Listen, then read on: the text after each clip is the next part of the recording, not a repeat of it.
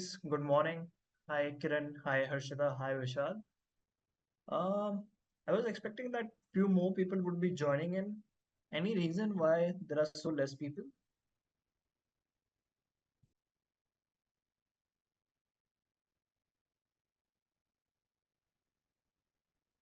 Uh, can somebody put on the chat group that WhatsApp chat? The class is open. Maybe people are not sure. Voting and all is there today, right? Okay. Let me ask the team.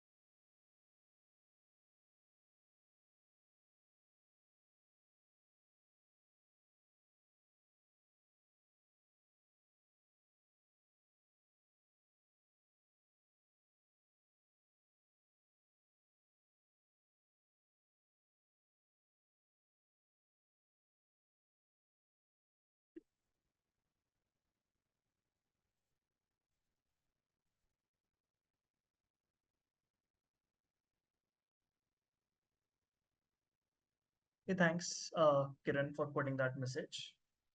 I was just searching which is your group.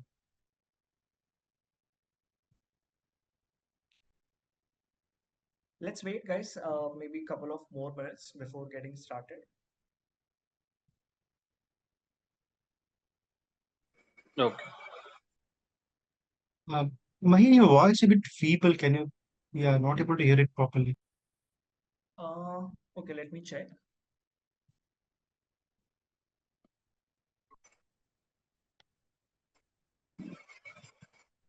Is it better now?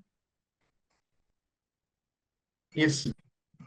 Okay. While I start teaching, let me know in case you are facing any issues.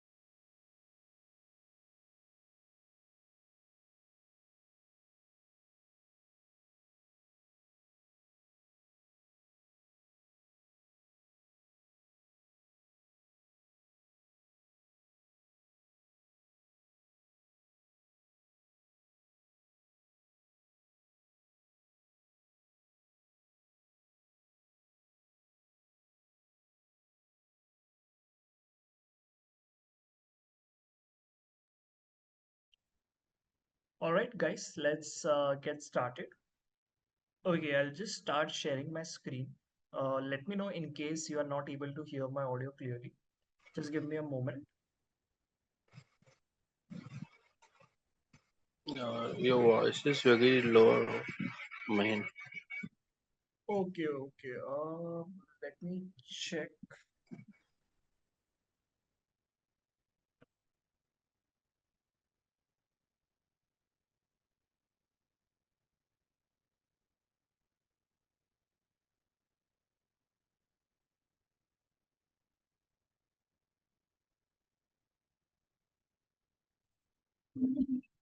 Is it better now?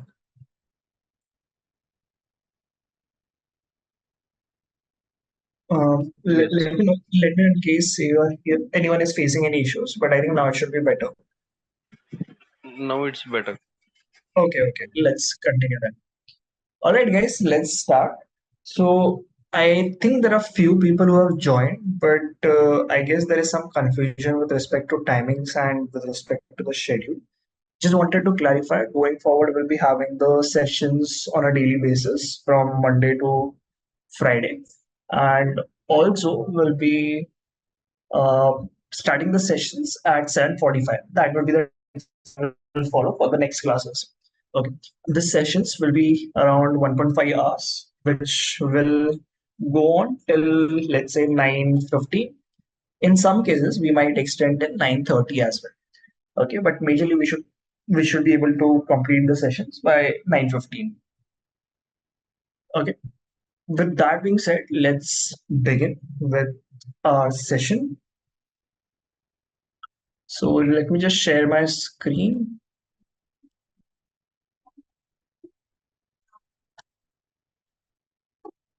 Okay.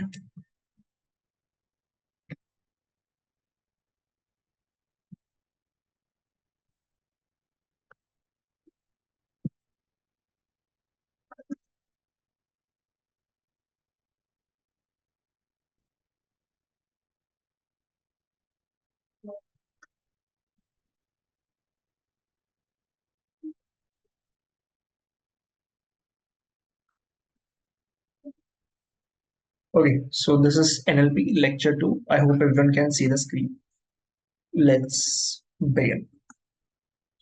So the first thing that we are going to learn today is about how to build NLP pipeline. Like what are the steps which are involved in creating NLP pipelines.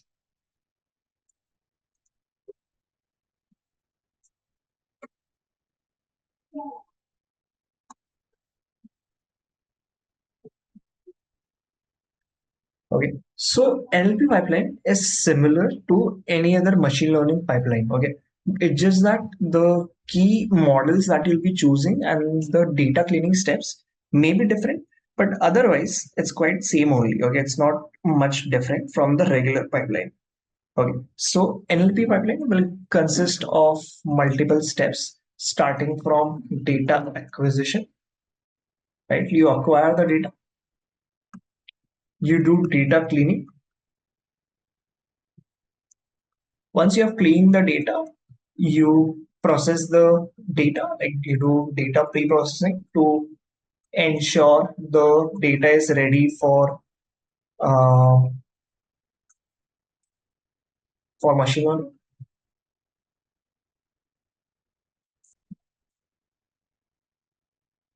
So data pre-processing. Next, once your data has been pre-processed, you'll focus on creating the right set of features, which is your feature engineering.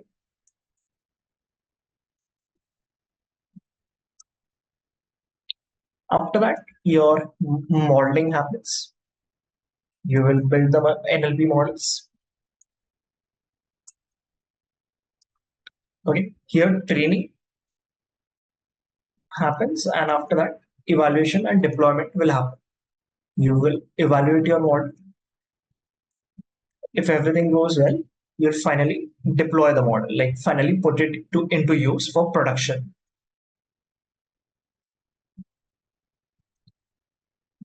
Okay, So these are some of the key steps that you will see in a NLP pipeline. Okay, let me just scroll up. Over here, starting from data acquisition, let's discuss all the steps in detail. Okay, so in data acquisition, we discuss about the different sources from where you can get text data. Okay, so you might have already known about some of the sources from where you can generate text data. But over here, let's again discuss some of these places. Okay, so one thing is either the company has already stored the data, right? Company has already stored the data that could be in form of SQL tables, right? So let's say SQL database could be any database, right? It could be GCP, BigQuery, it could be AWS, it could be Azure SQL, it could be your Oracle, could be anything. Okay. But one thing is they already have it in the database, whatever text data that you need. Let's discuss one more. Another thing could be in form of Excel. You will have to import data from Excel, right? Next, Excel, apart from this, the data could be in form of text files, it could be in form of JSON files, or it could be in form of any other miscellaneous files, okay, with some extension. Okay.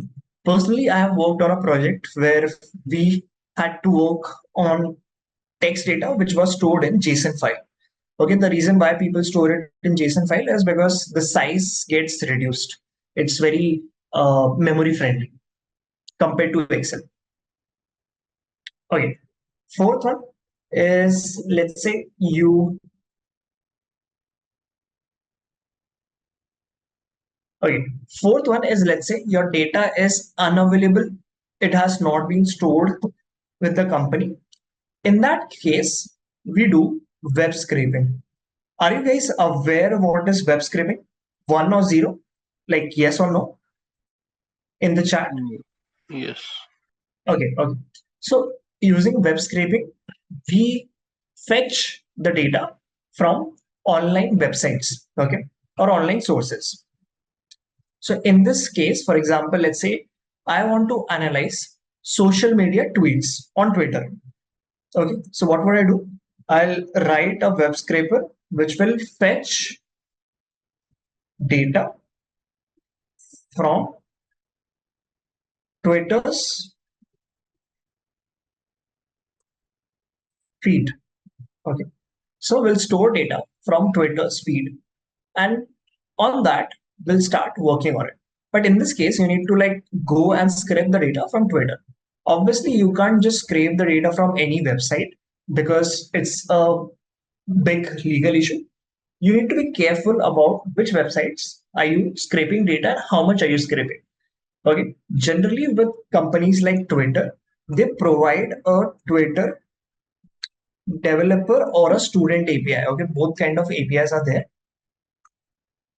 Developer, student, you can search for this online. This API are actually used to fetch data. Like Twitter officially allows you, using this API, you can freely scrape the data. Okay, so there are some companies which freely allow people to scrape the data, but otherwise it's a very difficult process to scrape data, because if you try to scrape data from a normal website, let's say Amazon, without using any legal APIs, you will notice that Amazon will block you. Okay, they will not allow you to open the website from your system itself. Okay. Okay. So these are some of the places, major places from where you can acquire data. Apart from this, let's discuss the data cleaning steps. Okay.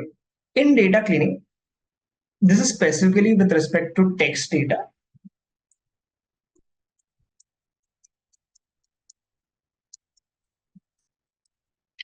In text data, you perform some fixed set of data cleaning steps in case of NLP.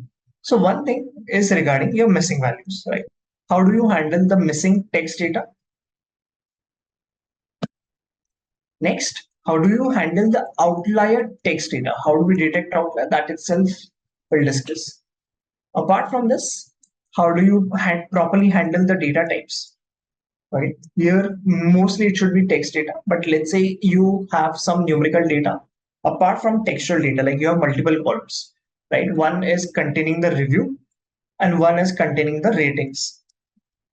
Okay, so review is, let's say, text data that food is good, whereas rating contains a numerical value 4.5, right? So just checking the types and ensuring that we can go ahead and use this data.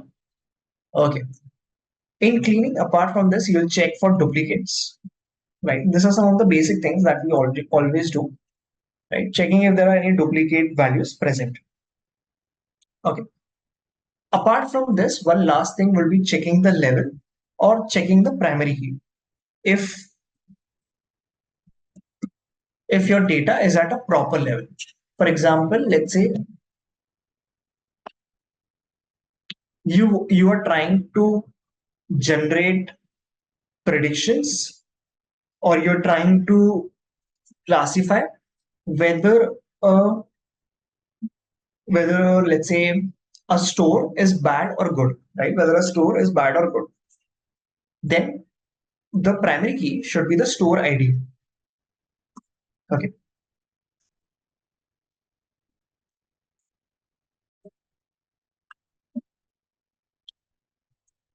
Okay, let's say your store ID, your city, and let's say your country. Your analysis is whether the store is good or bad. So in this case, the granular information will be present in the store ID. If your analysis is with respect to city, whether a city is good or bad, then I will have to aggregate my ratings at city level. I'll just show you an example. Let's say store ID A, rating 4.9, city is, let's say, Hyderabad, country is, let's say, India. Store ID B, rating is 4.7, city is, let's say, again Hyderabad, country is India. Store ID C, rating is 4.2, city this time is, let's say, Delhi, country is India. D, 4.9, let's say this time it's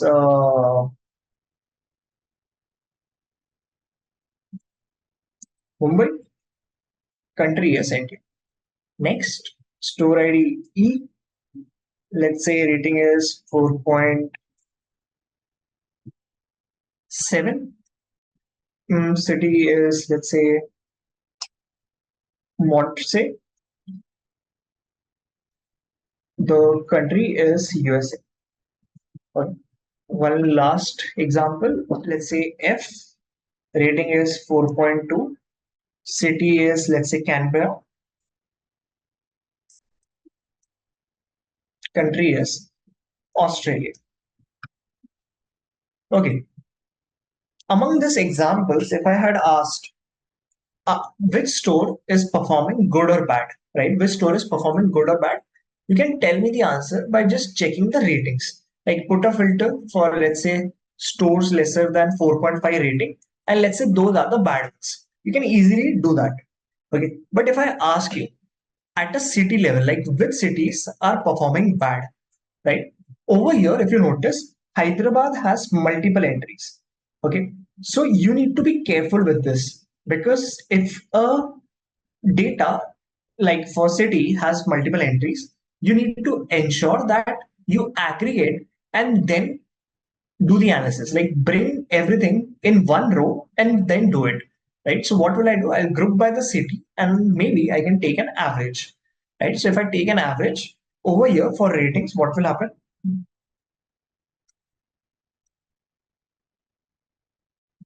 Ratings, city, and country, right? So we'll just take an average for and group by the city. So you will have 4.8 over here. You will have 4.2, 4.9, Okay, and 4.7 and 4.2. Okay, now the city will be, for every row, you will have only one city. Is anyone unmuted? Okay, for every city, you will have only one row, which is Hyderabad, Delhi, Mumbai, Monterey, Canberra.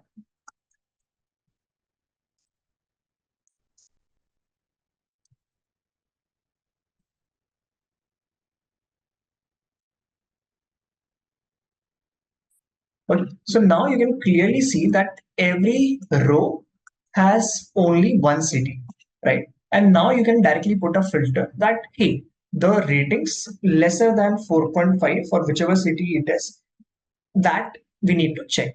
So Delhi is one city, Canberra is one city where the ratings are less than 4.5. If you go into the country, so like in the original data, if you see, the country was, let's say if I ask you, which country is not performing well, right? You can see that India again has multiple entries. So again, we'll group it by the country and we'll get the ratings. So ratings, this time I won't be getting the city because then we won't be able to group by country. India's average rating will be 4.9, 4.7, 4.2, and 4.9, which approximately will be around, let's say, 16, 17.8, 18.5, 18.7, 18.7 divided by 4. Like there are four values, right? So this becomes approximately equal to 4.6, somewhat around 4.6. Okay. So India's is at 4.6. Then you have USA, which will be at 4.7. And then you have Australia, which is at 4.2. Again, I can answer simply the question which is performing not well by putting a filter of 4.2, right? So over here, what do we learn is the data should be at a proper level, right? If you want to do the analysis, the data should be at store level, city level, or country level according to the analysis. Okay. Let's move ahead.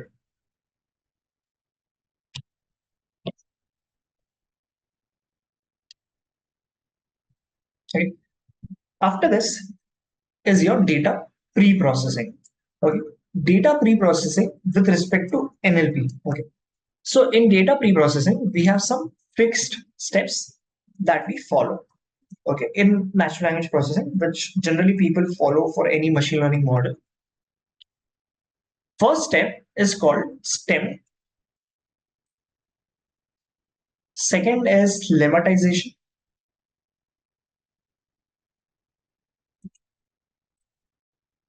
Right. By the way, in stemming also you have multiple types of stemming. We'll go into the different types later. Then lemmatization also has multiple types, which again we'll see after a while. Next is your removal of punctuations. So punctuations generally are not required for NLP, so we kind of remove it. But I'll talk about stemming and lemmatization after a point. Next is your stop word removal. Okay, so we'll discuss what are the stop word and why do we remove it.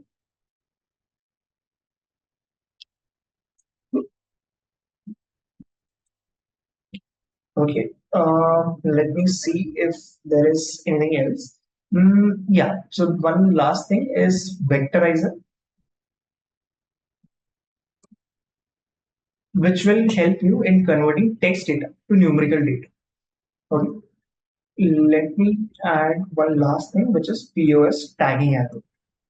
MJ, a small doubt. So the vectorizer, you mean like vector embedding, converting into databases, vector databases? Not exactly into vector databases, but the first part is correct. It will convert text data into vector embeddings. Like for example, the sentences, it's a rainy day, right? So you'll see that this gets converted in some form of number, like 1010, something like this. And this will be a single array. Yeah, got it. Yeah. Okay. So we'll discuss all the steps in detail. Let's see what are them. Okay, so let's start with stemming. Stemming is the first step in your data pre-processing. It's not that you need to you need to do stemming first. You can do the others as well first.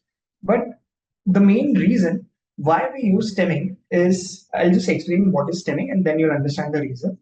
So just give me a moment. Okay.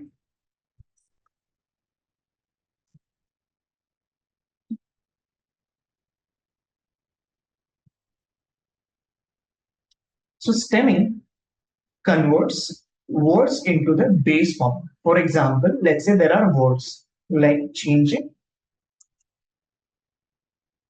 changed,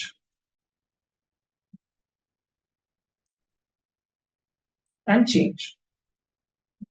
All of them are originating from one base word, right? One base word, which is, if you see what is the common word between them, the first part is change, right? Here also the first part, change. Here also the first part. So all of them originally are coming from this group of words, a group of letters called as change, CHNG, right? These are the common things. Over here, stemming basically helps you in reducing all these words to a single word, right? The reason why stemming works is human understands that this is a present tense like ing. This is a past tense, and this is kind of, again, you can say past or present, depends on the context. But a machine doesn't understand the meaning of present tense, past tense, and future tense. For machine, all of them are just like keywords, and all of them convey the same meaning. Simply, the meaning is something to do with change. Ideally, the machines also don't understand what is the meaning of change, and that is the reason why machine will think that all of them are same words only. So what you try to do is, you don't want the machine to get confused and think of them as different words. Okay, so what will happen if you don't convert them into this form? Machine will think, hey, this one is a different word, this one is giving you a different meaning, and this one is giving you a different meaning. All three words are giving you different meanings, and it will treat them as different. But in reality, we don't want that. We want the words which are similar to be treated as same thing only. Because if you don't do it, machine will give them different weightages. But as I said, the tense doesn't matter in NLP. Everything should be taken in same form. Okay, and that is the reason we apply stemming to ensure machine is not biased by all this end suffixes, right? So you convert changing to CHANG, changed again to same form, which is CHANG, and so you will convert change as well. Okay, this is one of the main things that we do. Okay, one more thing. Let me show you. Instead of change, let's say this time you have creative, creating, created,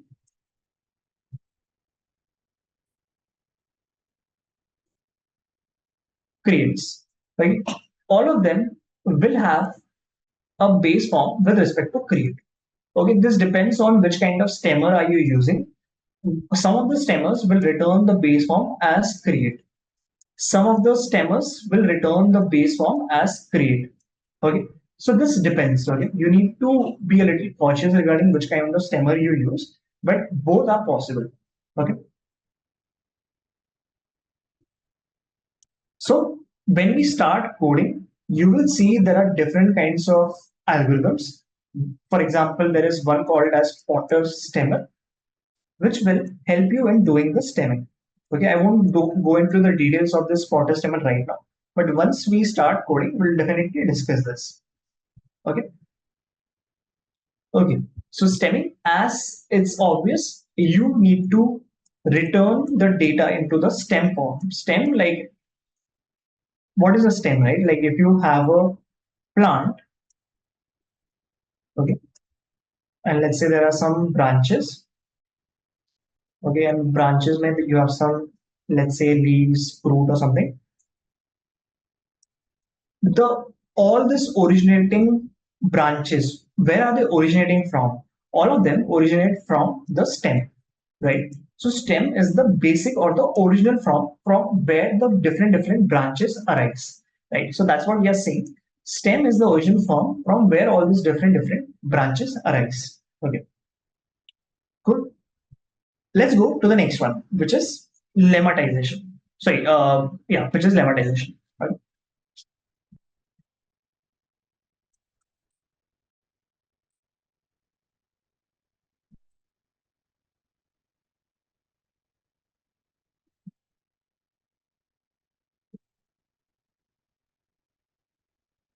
Okay. In lemmatization, again, we have multiple types of lemmatizers which will help you in converting your data. Okay. We'll take an example to understand what is the meaning of lemmatization. Lemmatization, a lot of times people may get confused that, hey, this is similar to stemming, but there are some fundamental differences with lemmatization. Okay. For example, let's say you have words like achieve,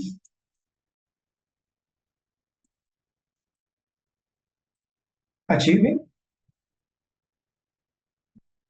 mm, achieves,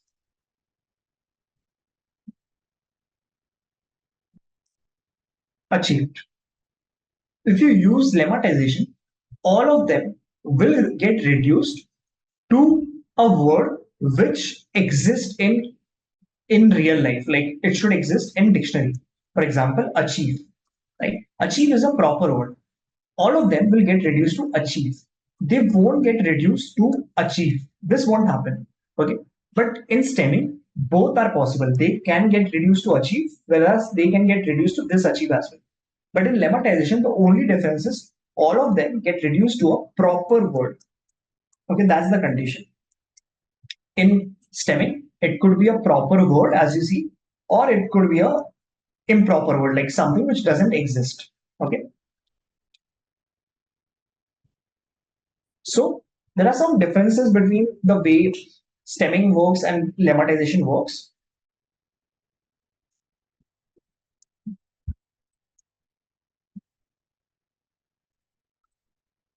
Let me just clarify these differences for you.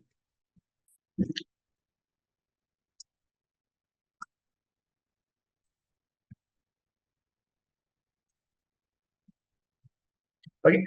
First is with respect to reduction, right? So stemming can reduce words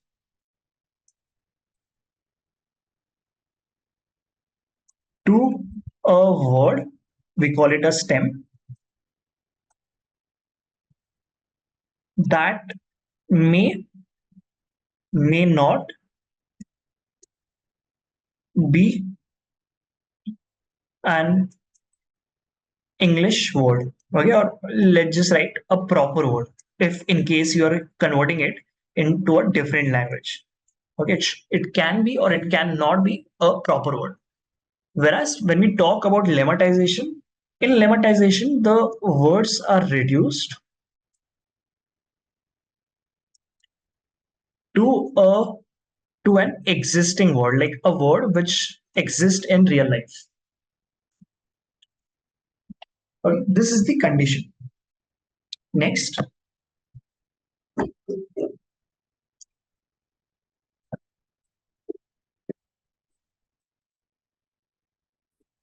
okay, the next one is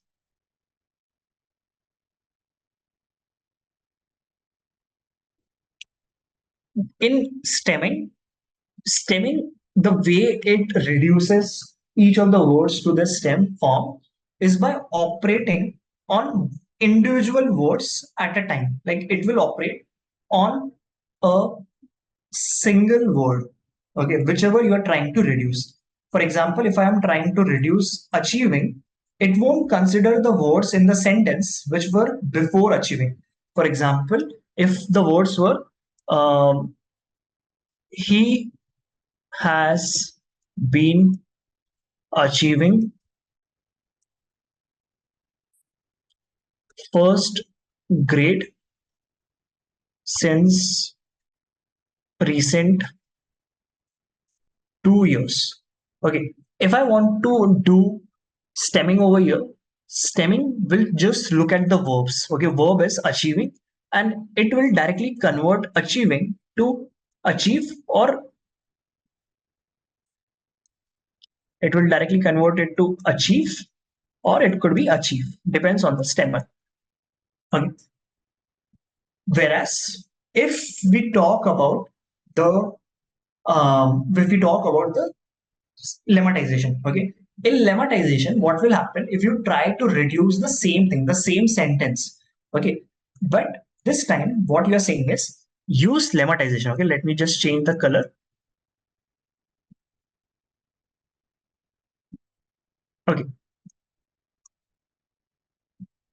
in lemmatization, if you try to change this achieving, it will again identify the verb, but over here it can follow the context of the previous words as well. Okay, for example, it can take into consideration has been as well, and based on has been achieving, it will try to find what is the best reduction that is possible, right? And if it thinks that the best reduction is achieve, it may return achieve. It feels that the best reduction is something else, maybe a different word, it can give you that recommendation as well. Okay, so over here the main thing to note is it helps you in saving time because it combines multiple words. Okay, let's say in case if here there was some achieve written, right, lemmatization would have in one go itself taken care of it because it takes consideration of multiple words, and in one go itself it will convert achieved and achieving into achieve. Whereas stemming may, it will go word by word, it will convert achieve first, then it will go to achieving. Okay, so one thing that we note is this can operate on a single word, whereas this has the power to operate on multiple words. Okay, it can operate on multiple words. We'll discuss more regarding how does it operate on multiple words when we do the coding. But for now, just note that it operates on multiple words as well. Okay. Since stemming operates on single word, it takes time to complete, right? Because it has to convert every single word. So it takes time and it's slow. Okay. Whereas when we talk about lemmatization, it's relatively faster. Okay, it's faster because it takes multiple words into account and tries to process them all together. Okay. Oh, just 1 second. Sorry. I wrote this wrongly. This actually is faster and this is slower. Okay, the reason why this is slower is okay. Let me just clarify.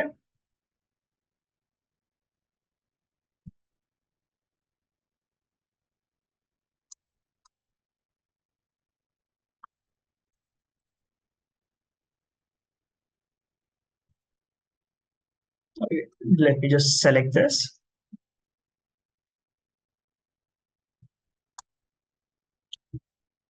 Okay.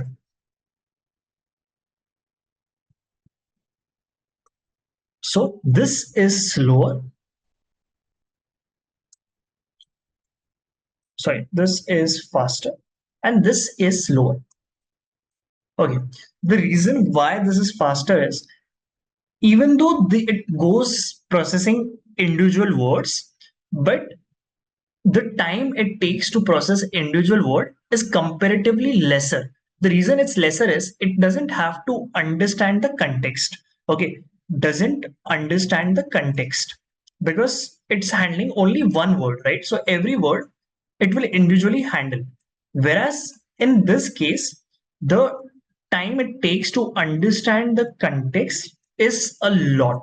Okay, because it has to take into consideration multiple words like word 1, word 2, word 3. When it tries to reduce the three words into original form, it's much more complicated than reducing one word to its original form. So reducing three words to their original form will require time, and that is the reason why this is slow. But the advantage is, even though it's slow, but you're trying to understand the context. So the word that you'll try to reduce will be much more better. It will be much more accurate. Okay. Whereas Over here, since you are trying to reduce it without understanding the context, even though it will be faster, but this will be not so accurate as the other one. Okay, these are the main differences. This is important. You need to know about these differences because you can be asked about this in interview questions. Okay, I'll take a pause over here in case if anyone has any questions.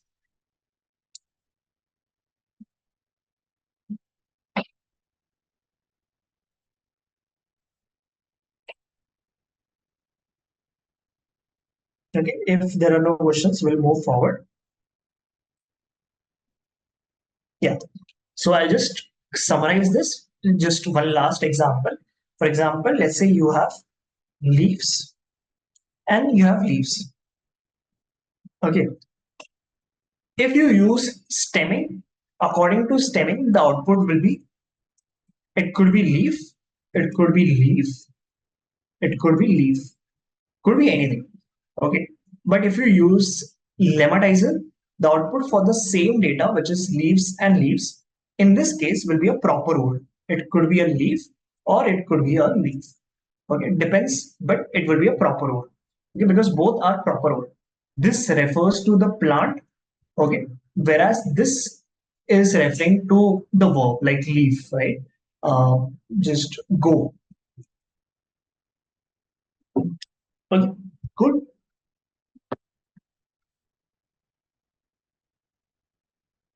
All right, let's go to the next one. Yeah, the variations of stemming and lemmatization we'll discuss when we go to the code. Okay, stemming done, lemmatization done.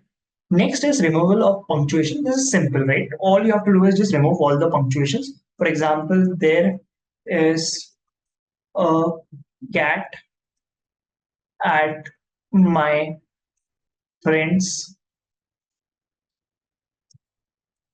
house.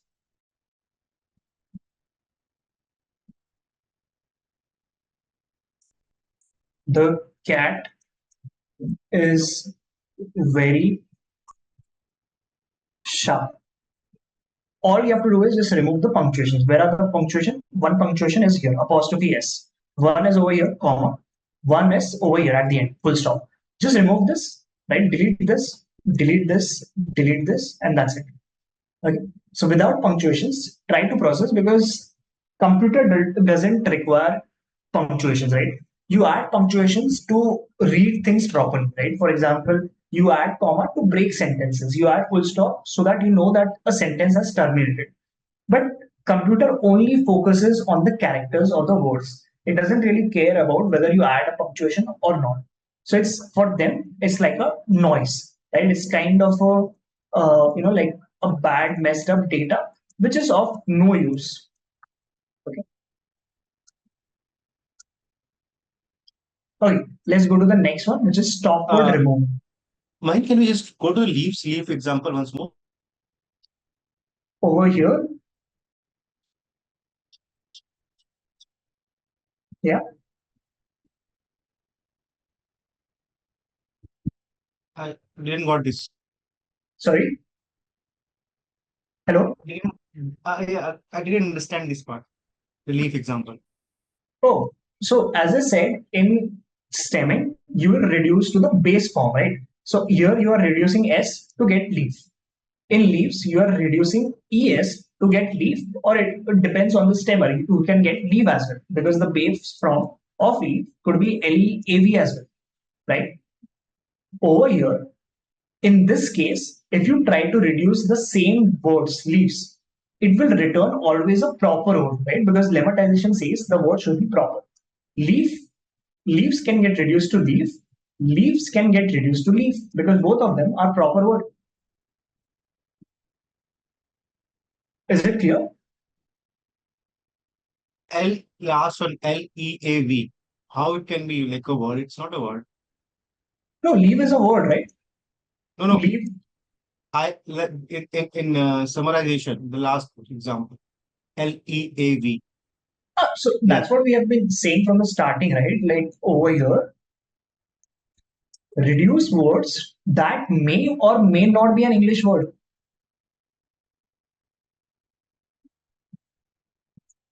right? So leaf is a English word, but leaf is not an English word, like LEAV with no E. Is it clear now? Okay, anything means it doesn't. Okay, in that case, fine. Sorry. What did you say? Fine. Is it clear, right? Okay, cool. Even if you looked above, right, over here, achieving was not a proper word, right? In lemmatization, this will not happen. But in stemming, achieve, create, for example, create, right? This is possible, even though it's not a proper word. In the first example itself, chant, this was not a proper word. Okay, let's go to stop word removal.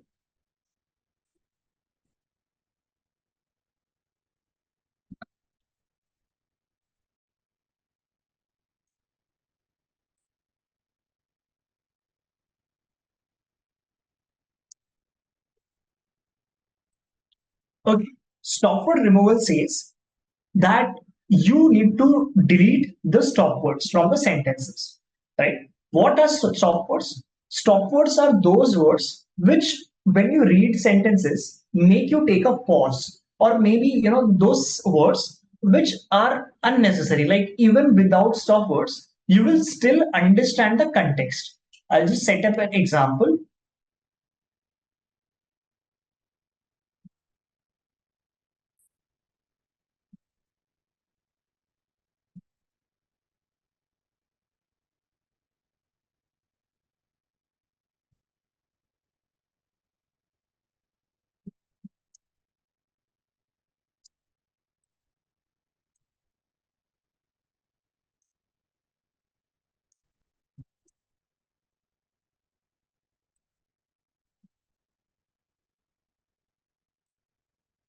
Okay, in this sentence, try to see which are the words which are less important. Okay, without which, don't go by the grammar. Okay, I'm telling you from starting itself, don't go by the grammar. Just think you will still have the main keywords there.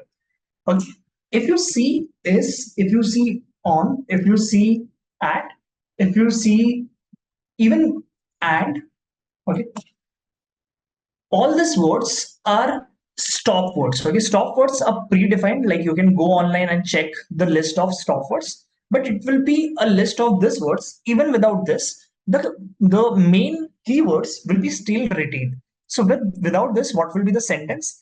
IPL match scheduled 1st May between RCB CSK Wankhede Stadium. As a human, you obviously know that there are grammatical issues, but still the context you can figure it out. Like you can understand what you are trying to convey, right? Just by reading this, you can figure out that there is an IPL match which is scheduled on 1st May. The match will be between RCB and CSK at Wankhede Stadium, right? Even without all the stop words, you understand the sentence. As I said, the computer doesn't really care about the meaning of the sentence. It cares about the keywords. Okay. That is why we remove noise in form of punctuations, in form of stop words. Because stop words unnecessarily make your data huge.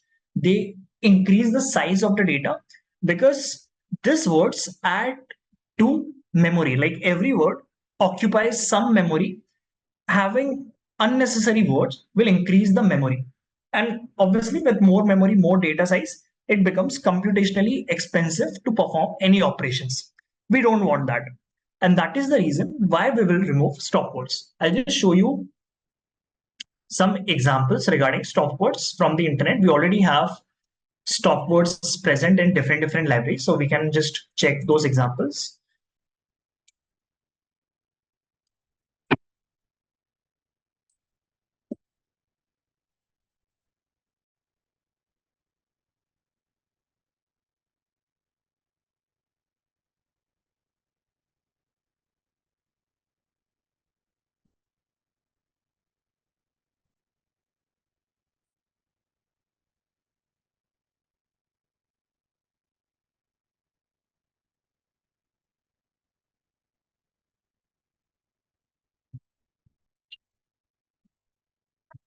Okay, do you see these are some of the stop words? A, I, the, in, of, for, at, on, with, from, right? Okay, if you see this, the red ones are the stop words. When was the, right? So instead of writing when was the, simply write first computer invented. How do I? All these are stop words which have been predefined. Even computer doesn't really care about the meaning, it only cares about the main keywords. Okay, that is the context. So there is a library which will import that contains the predefined stop words. All you have to do is using that library which contains the predefined stop words, just remove it. Okay, over here, okay, by the way, there are different libraries for stop words. So some of the libraries may consider this as a stop word, some of them may not consider this as a stop word, right? Depends on the library. But is these are some of the universal common stop words. Okay, you can see the list of stop words when we go into the code, and you'll find this kind of list of a, about, all of the stop words are kind of present in English dictionary. Okay. Okay, look at the sentence, right? After the stop words removal is done, the is removed. Okay, let me annotate. The has been removed.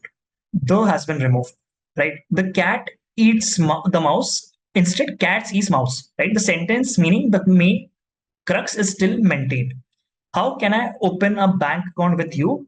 How is not needed. Can is not needed. I is not needed. A is not needed. With is not needed, u is not needed. Open bank account, the context is still remained, right? So over here, you are able to retain the same context with lesser data, like lesser memory, because you are storing lesser words. Okay. Even over here, so this is in French, so I won't go into French because we don't understand it, but that also is having a similar process. Okay, cool. Let's go to the next step.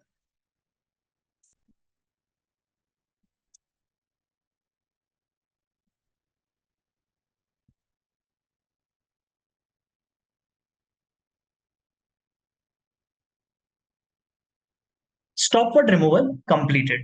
Okay. Next, IO vectorization and POS tagging. Okay. So, oh, by the way, apart from all this, there can be some special form of data pre-processing step. For example, removing special characters, removing some, let's say, words which are spelling mistakes, right? Or words which are not making any sense, right? You can remove them manually, like custom, create a function to remove them. For example, let's say there are unnecessary dollars, right? For example, I dollar went to dollar shop. This happens because of data importing issues. Sometimes the way you import data itself may be some problematic, because of which you may have dollars, right? So if you get this kind of data, or let's say sometimes the kind of data that I've seen is it contains this as everywhere, like I and this symbol I. This is actually a line breaker symbol, but this can be present by mistake. So you need to manually write a code function to delete all these things. You don't need this, you don't need this, you don't need this, you don't need this. Okay. So removing all these kind of special cases is up to you. Yeah. The goal should always be to focus on the main keywords. As long as you are focusing on the main keywords, everything is fine. Okay. Cool. So let's talk about vectorization. In vectorization, there are multiple ways to do vectorization. Okay, we'll discuss the simplest form. There is count vectorizer. Okay, there is binary vectorizer. There is TF-IDF, TF-IDF. This we'll discuss later. Okay, these are some of the commonly used vectorizer. Right. So TF-IDF will go later because it's a proper like algorithm which will require some time. Count vectorizer and binary vectorizer are very easy. Okay, for example, there is a paragraph. The paragraph is, or let me actually pick up an example from the internet.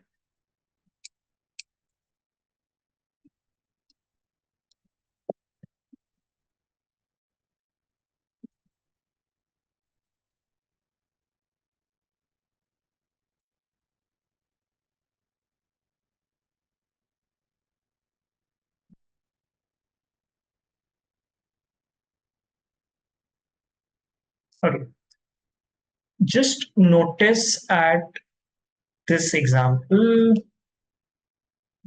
Okay, the sentence was the quick brown fox jumps over the lazy dog. Right, this was the sentence. But using count vectorizer, we first write all the set of unique words. Notice here they have not removed the stop words. They have not done the stop word removal, but ideally we should have done it. Okay. Over here, you write all the unique words. For example, the quick brown fox jumps over lazy dog. These are the words which are present. And for each of the unique words, you just write the count, how many number of times they occur. Right? Simple, very simple. So you'll count how many number of times the occurs. The occurs one time here, one time here. So the count becomes two. Quick occurs only one time. Brown occurs one time. Fox one time. Jumps one time. Over one time. Lazy one time. Dog one time. Right? Now let's say if I write over here brown, right? I add a brown over here, right? The quick brown fox jumps over the lazy brown dog. In that case, the count of brown will change to two. Okay, it will change to two. Okay, because there are two browns. Okay? So in count vectorizer, you convert the sentence into a combination of these numbers, right? So now the data will be in the form of array, which will be of these numbers 2112, sorry, 211 Okay, this is a count vectorizer. You're converting text data, which was combination of ABC words, like all the words, into some form of numerical data, like in form of array, right? And this is understood by the computer because it's a numerical data. If you don't do this, computer can't understand the textual data. It won't understand the meaning of quick, brown, and all, right? So if you think about this, you are saying words like quick, brown, all of them are represented by one only, right? So ideally, both of them are same for the computer. Computer doesn't really care about the meaning, right? Quick and brown are same, but the is taken twice. So it is kind of in more weightage, right? So you need to understand how computer thinks. You need to keep aside your human logic and see how it's trying to convert in numerical form. In count vectorizer, it depends on the frequency of the word. It doesn't really care about the meaning. Okay, we'll see more examples.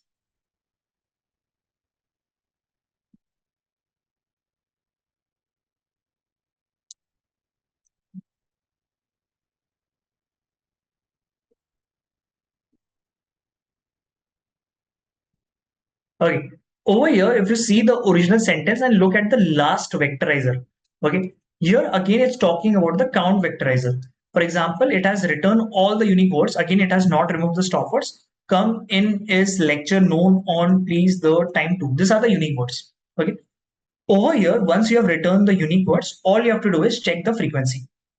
Come occurs one time, in occurs one time, is occurs one time, lecture occurs twice, one here, right? So you're writing two. Let's look at the occurs over here and one over here, again twice. Okay, everything else occurs one time, and that is why they have been written one time. Okay, so this is the array which you can use for your computer. Okay, so we'll use this array for building ML models because it's in the form of numerical data. Okay, so this is regarding your count vectorizer. Okay, simply convert based on the count. Let's see binary vectorizer.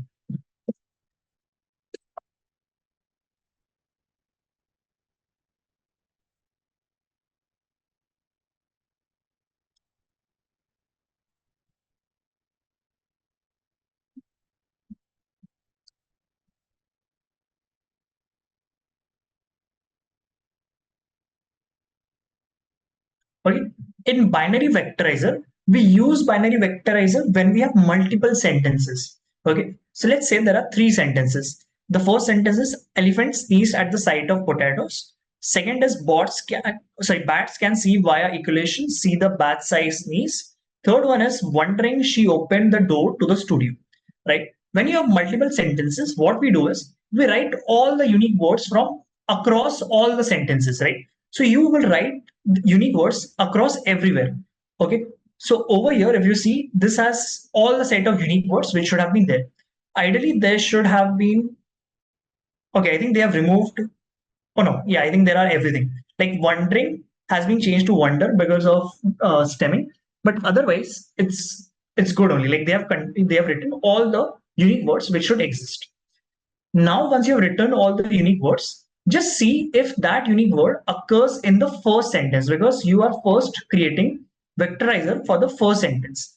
Okay, so over here you will create three vectorizer, one for the first sentence, then for the second, and then for the third. In each of the case, you will write the vectorized form for each of the individual sentences considering the set of all the words. For example, let's go over here. If I write the first sentence as there is a cat. Second sentence as the cat is sitting on roof. Third one, the roof is newly built. Okay, if you have multiple sentences, we write the set of all unique words. Okay, what are the unique words? Let's write there is a cat, then the cat has already been done, this has already been taken, sitting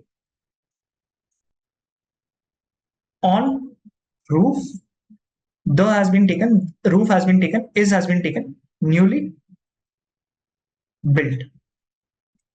Okay. We are not seeing the screen, what you're talking. Oh, okay. Sorry. Let me share this. So this are the sentences. There is a cat. The cat is sitting on roof. The roof is newly built. You are taking all the unique words. Okay. What are the unique words in this example? There is a cat, the sitting on roof, newly built. These are the set of unique words. Under them, for binary vectorizer, we take one sentences. Okay. So you want to convert sentences into numerical form, right?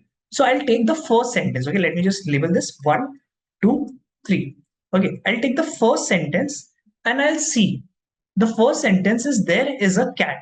Wherever there is a presence of this words, I'll mark that as 1, else I'll mark them as 0.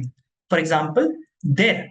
So this will get 1, is will get 1, will get 1, cat will get 1. Everything else will get 0, 0, 0, 0, 0 because these words are not present in the first sentence. Okay. So now you have converted the first sentence into a numerical form. Let's go to the second one. Second one is the cat is sitting on roof, right? So cat is sitting on the roof. Cat, the is sitting on roof. Okay, that's how you convert sentences into numerical form using binary vectorizer. Okay, the last one, third one, the roof is newly built. Okay, the roof, where is the roof is newly built. Okay, everything else will be 0. 0, 0, 0, 0, 0. Okay, that's it. Okay, and now these three are the three equivalent representations of the three sentences. I'll replace the first sentence with the first binary vectorizer, second with the second one, third with the third one. Okay, so that the sentences are now represented using numbers. Okay, so this is about binary vectorizer. Okay, so we learned about count vectorizer, we learned about binary vectorizer. There is one more which is TF-IDF, which we'll see in future. Okay. Apart from this, there are like some advanced things which again we'll see when we cover some more topics. But for now, this much is enough. Okay. Let's go to the last step. Once you have converted text data into numerical format, that means now the computer can understand it. Okay. POS tagging is relatively simple. So in POS tagging, what happens is in a sentence, okay, let's take the same sentence. Okay, this three sentences, okay. There is a cat. Okay, there is a cat. The cat is sitting on roof, and the roof is newly built. In this three sentence, POS tagging, okay. Okay, just give me a moment. POS tagging will help you in understanding the essence of the sentence. Okay, let me just write it over here. POS stands for part of speech. Okay, part of speech. Part of speech means out of the speech, you identify different parts. For example, you identify what is verb, what is adjective, what is noun, what is pronoun, right? You identify all these keywords. So it kinds of classify whether each word is what. Okay. For example, does it have any preposition, right? So over here, for example, cat is a noun, right? So it will add a label to cat saying that's a noun. This cat is again a noun. Sitting is a verb, right? It will add that context. Okay. Whereas roof is a noun, right? The roof is newly built. Built is a verb. Okay. Roof is again a noun.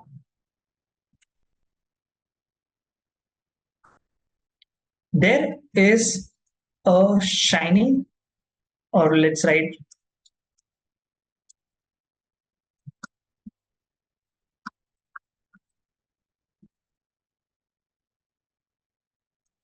okay, there is a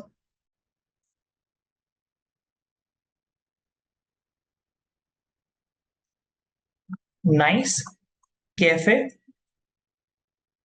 nearby. Here, nice is an adjective. Cafe is a noun. Okay. Nearby is something to do with locations. It's a preposition. Okay. Good. He is a handsome guy. Okay. In this sentence, again, he is a pronoun. Okay. Is I am not sure what should be classified. Handsome is adjective. Guy is a noun. Okay. So you are classifying the sentences into whether they are verb, adjective, noun, pronoun. In case if you have forgotten what are this, I would say as a homework, just revise your English. Just see what is the meaning of word, adjective, noun, pronoun, preposition, conjunction, and all that. Okay. Otherwise, all it will do is it will just add the label. So yeah, I'll just show you an example. The reason why we add labels, because to add more context. As I said, if you don't see, computer only understands the numbers, right? If you can tell how many nouns are there, how many adjective are there, and if you can write a rule like maybe handle nouns separately, handle adjectives separately, it will help you in creating better models.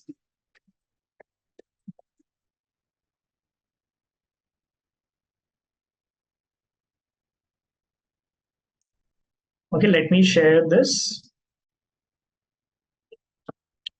Okay, if you see over here, for example, I like to read books. Okay, here it's saying like is I think a verb or preposition. To is I don't know what is to referring. We need to check the short forms.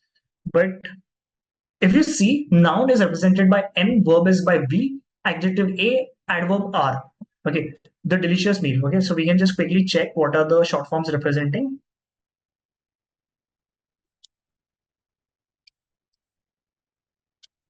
Okay, these are the short forms. So noun, singular noun is represented by NN, plural noun is represented by NNS. Oh, by the way, this differs from library to library, so you need to check which library are you using.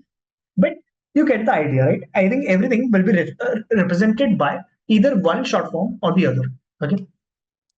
So This, which is a preposition, this car, okay, this is a little deeper into the English grammar. So you need to understand what is preposition, what is grammar. But you don't need to like go so much deeper into understand how this works. Ideally, computer will help you do this and no one would ask you in an interview. So in a way, if you don't want to know about this, it's fine. But still basic things like preposition, conjunction, adjective, adverb, you should know about this. Okay, so just revise all these English things and we'll see this as example in the next class. Okay, that's it. The reason why we do it is because to get more information in data, having only the information regarding, let's say there is a book and the count of the book, like the frequency of the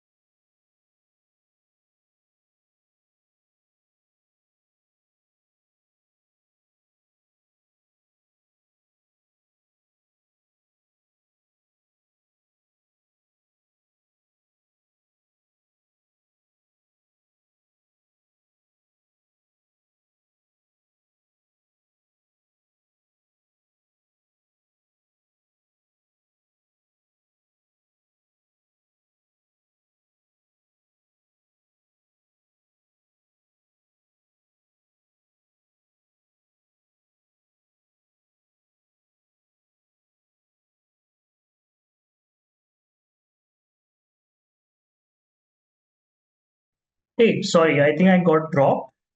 Uh, till where did you guys hear? Do you did you hear till POS tagging? Can anyone quickly confirm in the chat?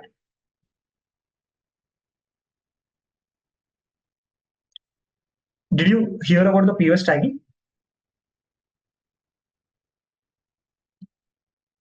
Hello? Yes, no, yes, no. Okay, did you see the screen? Let me share it back.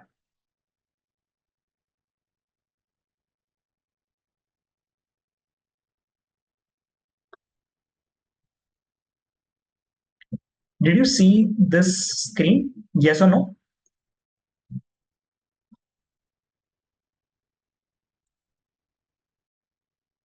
Yes. Okay, guys, be fast. Harshita, Kiran, Morris, Pratija, Rashmi, Subhash, Vishal. Okay, seen, right? Okay, cool. Okay, so that's it.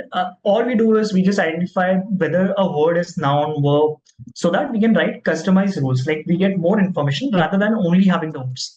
And with that, we can write better rules like handle nouns separately, handle verbs separately, which will help in building the NLP models. Okay, so just to conclude,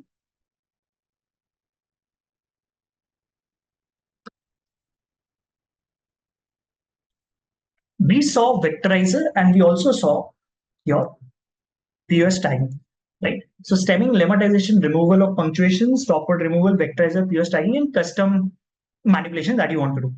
Once you have done all this pre-processing step, you will do feature engineering, right? So all these additional steps we'll see in the further classes, and we'll also get into the code of how to do pre-processing.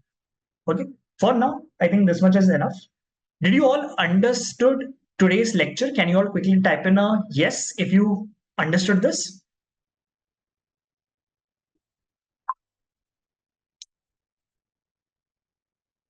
Okay, awesome. I'm happy to see that everyone has replied with a yes. Okay, cool. So I'll see you then on Monday with the next lecture. Until then, keep practicing, keep enjoying, and happy weekend. Is there any other question? I'm happy to answer if there are questions. I'll wait for 1 minute if anyone is asking any question. Just to confirm, like we will be doing some project to that, right? at the end? Yes, yes. We'll be having like mini projects, which will be like mini exercises, which will help you in getting clear with individual concepts. And towards the end, we'll also build like end-to-end machine learning NLP projects. Okay.